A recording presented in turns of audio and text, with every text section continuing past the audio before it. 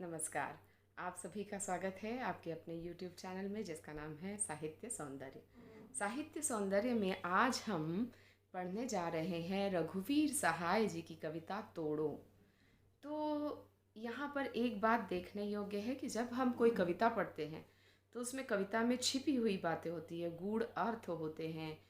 इसीलिए आपको पहले कवि परिचय पढ़ाया जाता है। कवि परिचय पढ़ने से हमें कवि की सोच, उसकी सूक्ष्मदर्शिता आदि का पता चलता है। वे कहाँ से हैं, कितना पढ़े लिखे हैं या उनका व्यवसाय क्या रहा है, उसका पूरा प्रभाव उनकी कविता पर होता है। और बारीकियाँ जो कविता की होती है वे हम तभी जान सकते हैं, तभी समझ सकते हैं जब हम कवि को जानते हों।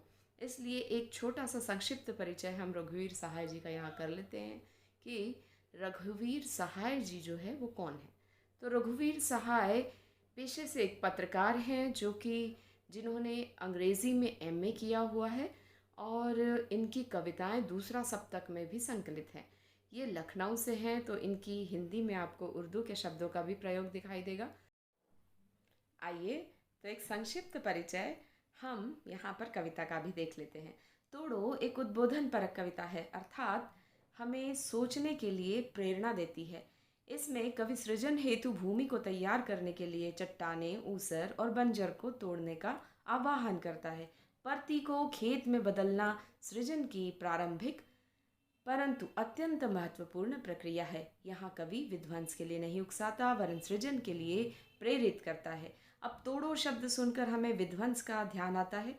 तोड़ो, तोड़ना और सृजन करना दोनों एक दूसरे के विरोधी है, किंतु कई बार तोड़ने से जो है सृजन की प्रक्रिया शुरू होती है। जैसे एक शिल्पकार को ले लीजिए, वो पत्थर तोड़ कर लाता है, तब उससे एक शानदार मूर्ति बनाता है। तो आइए हम अपनी कविता की ओर बढ़ते हैं। तोड़ो। तोड़ो में मुख्य रूप से एक खेत और मन के बीच में तुलना की गई है कि जिस तरह खेत सृजन में सक्षम होता है उसी तरह हर मन सृजन में सक्षम है। तोड़ो तोड़ो तोड़ो, ये पत्थर, ये चट्टाने, अर्थात ये जो पत्थर हैं, ये चट्टाने हैं, इन्हें तोड़ो। ये झूठे बंधन टूटे तो धरती को हम जाने। मतलब हमारे आसपास कुछ रूढ़िवादी सोच तरह के इस तरह के झूठे बंधन है जिससे हमारा विकास रुकता है।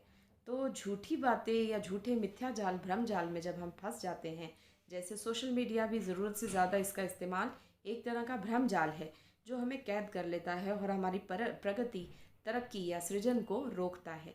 उसी तरह इस तरह हमारे आसपास कई तरह के झूठे बंधन हो सकते हैं जिन्हें हमें तोड़ने की आवश्यकता है। तभी हम सृजन के लिए तैयार होंगे, तभी हम धरती को जान पाएंगे। सुनते हैं मिट्टी में रस है जिसमें उगती दूब है, अर्थात मिट्टी जहाँ जहाँ है, जहाँ पत्थर नहीं है, वहाँ अपने आप घास उगाती है। तो अपने मन के मैदानों पर व्यापी कैसी ऊब है, ये आधे आधे गाने। जैसे मैंने आपको बताया था कि कवि कहता है कि मन और खेत एक समान है। जिस तरह से खेत में हल चलाकर कंकड़ पत्थर को हटाकर बीज को बोने से पहले किसान तैयार करता है, उसी तरह हमारे मन में कुछ भ्रम हैं जिन्हें हमें दूर करना है। कुछ ऐसे विकार हैं जो जो कि सृजन में बाधक बनते हैं, उन्हें दूर करना है। तो जब मिट्टी में रस है और घास अपने आप उगाती है, उसी तरह हर मन में रस है, हर मन में सृजन करने की क्षमता है। उस मन में जो ऊब है वो पत्थर की तरह अड़ी हुई है। उस ऊब को, ऊबना मतलब बोर हो जाना, बोरियत का अनुभव करना। तो वो जो ऊब है वो हमें कोई काम को पूरा करने नहीं देती। आधे आधे गाने, अर्थात हम कोई भी काम बीच में ऊब कर आधा अधूरा छोड़ देते हैं तो ये ऊब पत्थर की तरह सृजन में बाधक बनती है। आधे आधे गाने मतलब हमने जैसे चित्रकला शुरू की, उसे बीच में आधा छोड़ दिया क्योंकि हम ऊब गए। फिर हमने कोई कहानी लिखनी शुरू की, वो बीच में छोड़ दी क्योंकि हम ऊब गए। तो ये ऊब जो है पत्थर की तरह बीच में अटक रही है, जो हमारे सृजन में बाधा बन रही है, तो उसे हमें उखाड़ कर फेंकना है। तोड़ो तोड़ो तोड़ो, ये ऊसर बंजर तोड़ो, ये चरती परती तोड़ो, सब खेत बनाकर छोड़ो। मिट्टी में रस होगा ही जब वह पोसेगी बीज को। हम इसको क्या कर डालें, इस अपने मन की खींच को, गोड़ो गोड़ो गोड़ो। कवि कहते हैं ये ऊसर और बंजर को तोड़ो। ऊसर और बंजर अर्थात ऐसी भूमि जो अच्छी फसल ना देती हो, तो उनको अगर हम हल चलाकर उस पर उसे तैयार करेंगे तो वो भी फसल देने योग्य बन जाएगी। ये चरती परती तोड़ो। अब परत दर परत, जिस तरह से मिट्टी पर एक परत पहले पड़ती है, फिर दूसरी परत परत परत, इस तरह से लेयर्स बनती जाती है।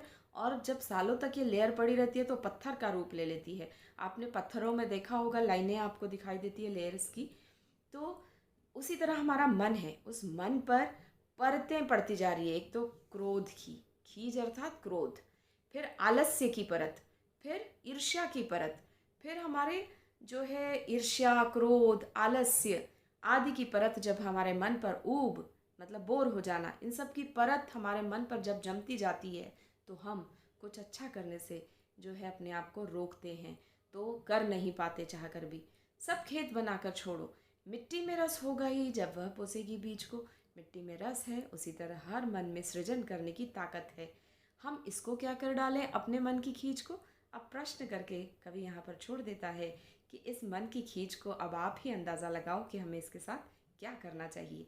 जिस तरह से पत्थर उखाड़ कर खेत के लिए, खेती के लिए खेत में किसान पत्थर उखाड़ कर फेंक देता है, उसी तरह हमें मन के पत्थर रूपी खींच को भी निकाल कर बाहर कर देना चाहिए।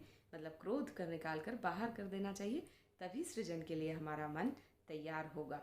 तो इस तरह तोड़ों से शुरू होती है कविता और गोड़ों पर इसका अंत है होता है। अर्थात गोड़ों मतलब कुछ सृजन करो, तैयार करो, और भूमि को तैयार करो कि उसमें कुछ पैदावार हो सके। उसी तरह मन को तैयार करो कि उसमें कुछ सृजन हो सके। आज की कविता में बस इतना ही। अगली बार फिर मिलेंगे अगले पाठ के साथ। तब तक के लिए नमस्कार, गुड बाय।